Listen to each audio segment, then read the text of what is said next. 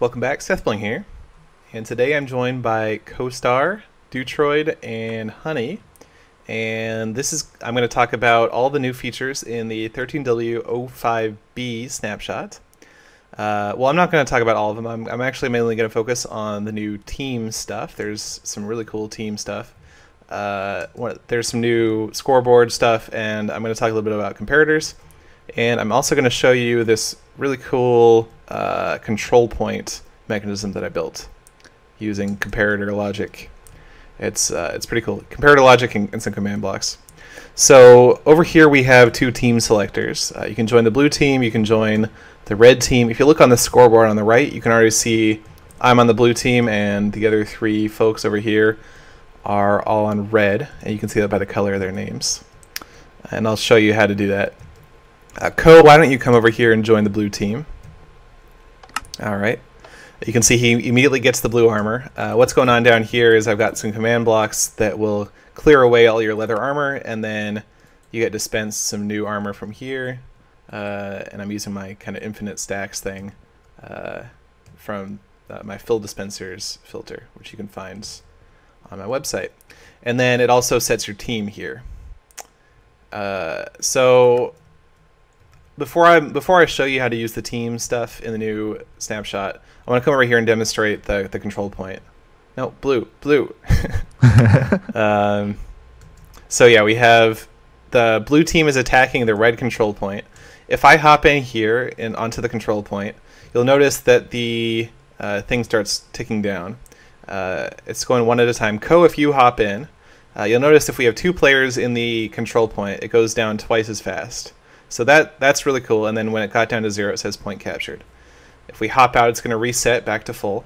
So if I hop in again, it's still ticking down one at a time. If one of the people from the red team, why don't you come in here, hops in, I'm contested by Dutroid, and it's not going to tick down anymore. If Ko hops in, though, we have one more people in blue team than red team. It's going to tick down again. Honey, play, why don't you hop in here? So now it's even again. It stops ticking down. Okay, I can't hit these guys because they're in creative. But yeah, if they hop back out, then yeah. And it's not going to reset until all of the blue people have left the control point. It's a really cool control point. It doesn't actually take up that much space, which is pretty neat. And and it really scales with the number of players that you have, in the game or trying to capture the points, which is pretty cool. This is something that we definitely could have used in the Team Fortress 2 map when we were building it. Yeah, it uses a sphere centered around this point, so even when he's up in the air a little bit, it's going to detect him there because of the way the command block works. Alright, so let me get to showing you how these team things work and how you can use them for yourself. I'm going to make a new team, scoreboard, teams, add a green, and then I'll add a green team. So at this point, I want to make everybody join green. So is it scoreboard, teams, join, at a green. I think is that right? No, it's green at a. Yeah, you have to put the name last. Yeah, there we go. So now everyone's on the green team. You'll notice in the scoreboard to the right, everyone's name is now white because that's the default color. So if I want to make the color a little bit different, I can do scoreboard, teams, option, and then the team name, which is green with a capital G. You have to match capitalization, that's important. And then I can give it a color. So color green, and everybody will be green. And that automatically happens in the scoreboard over there. They're still wearing their armor, but that's fine. That's just aesthetic. I can also set friendly fire options. So scoreboard, you guys give yourself food just in case you need it before I put you guys in survival mode. Scoreboard, teams, option, green, that's the team name. Friendly fire, and I'm going to use tab to do tab completion here. Makes it a lot easier to work with this command. Friendly fire false, and game mode 0 at A. So I'm going to put everyone in survival mode. Now I can't hit the other players here. Do I have a bow? I don't have a bow. Even if I had a bow, like it would shoot the arrow straight through the other players. This is a really cool way, actually.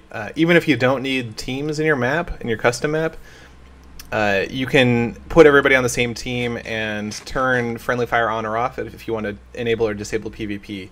because there's no way to do that without. There's no way to turn PvP on and off without this feature. Let's see, so there's some new stuff while we're all in survival mode. Let me turn friendly fire back on. Back to true. Yep, so we can hit each other. Don't be too mean though, guys. Thanks, Kel. First hit. Nice. Okay, so I'm going to add, there's some new objective types. So I'm going to add, actually maybe I think I already have a health one. What is it? Scoreboard, objectives, list. Let me see what I already have. Okay, I don't already have a health one. Great. So scoreboard, objectives, add, and then health is the name of the new objective. If I press tab, I can scroll through it. Health is the type, and then the display name is also going to be health. Okay, so I've created a scoreboard objective called health, and now I'm going to set the display below the person's name, and that'll go above their head, and I'll show you what that means. Scoreboard objectives, set display below name, and then health. Okay, so now we can see 0 health. That's kind of weird. I don't know about that. Oh, there we go. You just need to get hit once, and then it shows it right. It's interesting. It looks like a little bug. Yeah, so you can see the player's health totals above their name. It's kind of cool. You could also show it in the scoreboard. So set display. What is it? List, health, and if you press tab, you can see everybody's health. You have to hit them again, I think. Oh no. That's interesting. It's displaying 0. So I don't know. This is the first time I've tried that. Interesting. Yeah, I would expect that to work. Might be a bug, I guess, or it's possible it's user error. But anyway, so that's a pretty cool new feature. That's both of those, the health and the displaying it above their name, are both new features. So I want to take a second now to talk about comparators. This right here this is a dispenser. It's got a comparator behind it, and it's powered. This used to constantly shoot out items. If you put out items in it, it would shoot them out. Instead, whenever you remove or add a comparator, it's going to dispense items, but it's not going to shoot them out constantly. And a lot of people are bemoaning the fact that we've lost this functionality in the new snapshots. But I think when you kind of hear the reason why they've done that, or at least why I think they've done that, it'll make a lot more sense. So here I've got a couple of clocks. This is a comparator clock, and this one's a repeater clock. If I go ahead and get them started here with a torch, we can see them going around. If I disconnect them up, you can see they stay synchronized. This didn't used to happen. Comparators used to have very inconsistent timing. A clock like this could take a different amount of time, have a different period depending on where it existed in the world. You could copy and paste this clock different places, and it would do different things. Now it has very consistent timing, and there were a lot of things that you couldn't do because basically the comparator was causing too many updates to happen, and it was just screwing with the logic of the comparators. And so by removing those redstone updates caused by the comparator, they did remove that dispenser functionality, but they also made these things much more consistent. And so this whole thing over here, the control point that I showed earlier, it was impossible to time it consistently before. I was having a lot of problems with it, and now it works perfectly. You can copy and paste this anywhere you want, and it's going to work. So I know a lot of people have been complaining about this, but really I think it's much more important to have the comparators useful in circuits and make them consistent than to have this one feature here. And if you want this to work still, it's really easy actually. You just do this and put this in subtract mode, and you can get that clock, really fast clock going, and it'll still shoot out stuff really fast. So it just takes up a tiny bit more space. Yeah. I think it's totally worth the trade-off. Anyway, the last thing I want to do over here is show you how this control point works, because I think it's got some really cool elements to it. I think it makes really good use of comparators and comparator logic. So let me explain what's going on here. Of course, there's two command blocks here, and these command blocks are what checks for the players in the circle here. Let me show you the commands that exist in these command blocks. So this one here detects the attacking players. It uses a test4 command, and it looks for people on the blue team. So here's 131, 64, 43 is the XYZ coordinates. 3 is the radius that it's looking for, and then the team equals blue means it's looking for attackers. And that's like CoStar, he's within that. So this command block gets triggered by a clock over here. So every second or so, it's running this test4 command, which is going to update the comparator here, which means this comparator is going to output the number of players on the blue team that are in this circle. Very similarly, this command block is running almost the exact same thing, except it's looking for red players. So this command block is going to output the number of red players in the circle. And so this will output a signal strength equal to the number of blue players, this one signal strength equal to red players. So the main input to this comparator right here, which you'll notice is in subtraction mode, because this torch right here is lit up. The main input is the number of attackers, and the side input is the number of defenders.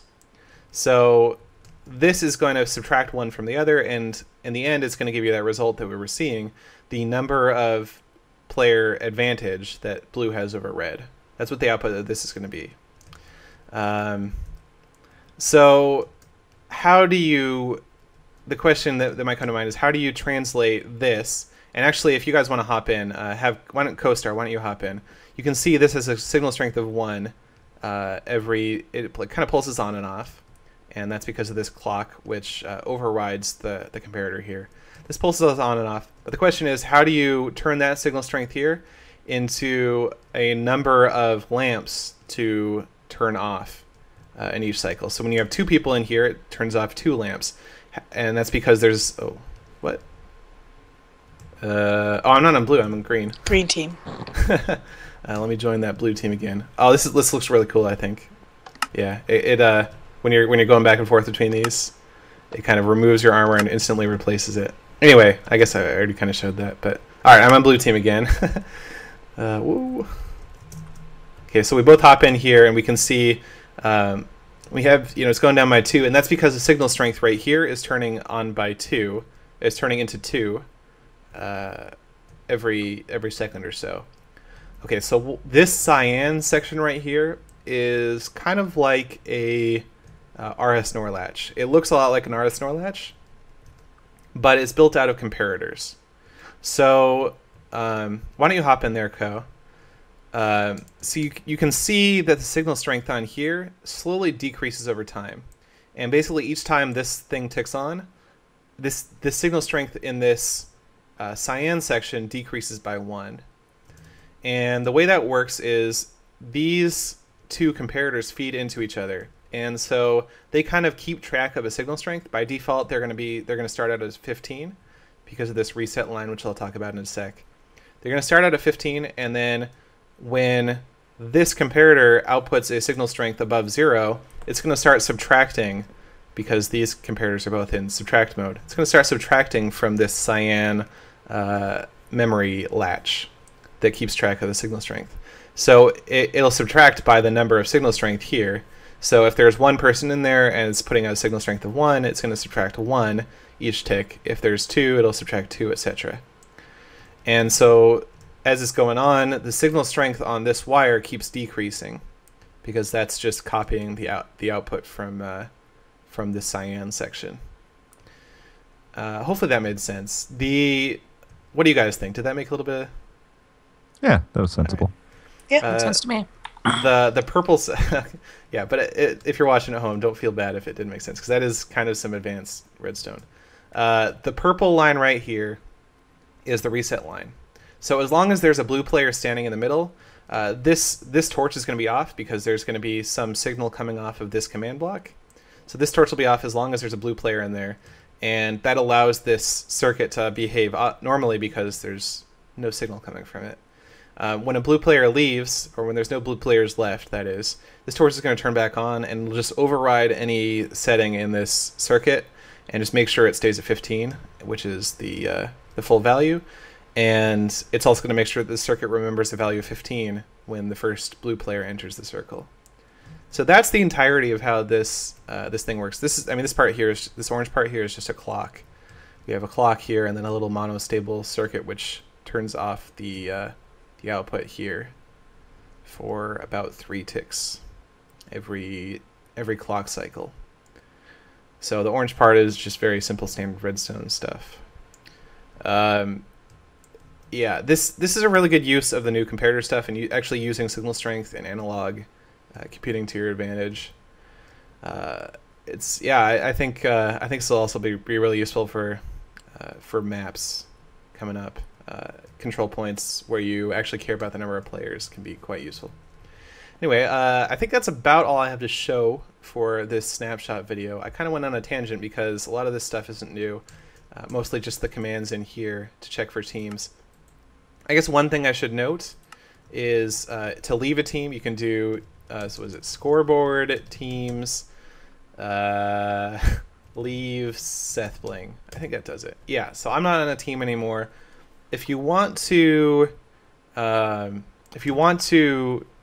something with players that aren't on teams, you can do, like, for instance, say hi, comma, and then at a team equals, and then if you just don't put any team, it'll look for any players that aren't on a team. So it's going to say hi, Sethbling and CoStar, because we both left the blue team. So that's a pretty useful feature. There's supposed to be a feature where you can say team equals not red, but it's kind of broken right now. Actually, we just had Dinnerbone come in and take a look, and he's going to debug that. So I assume that'll be fixed in a future version, though. But that's a cool new feature as well. But yeah, that's pretty much all I want to show you. Thank you, CoStar, and thank you, Honey, and thank you, Dutroid. Sure thing. Appreciate the help problem. demonstrating all this. And yeah, have fun, play with these new features. Thanks for watching.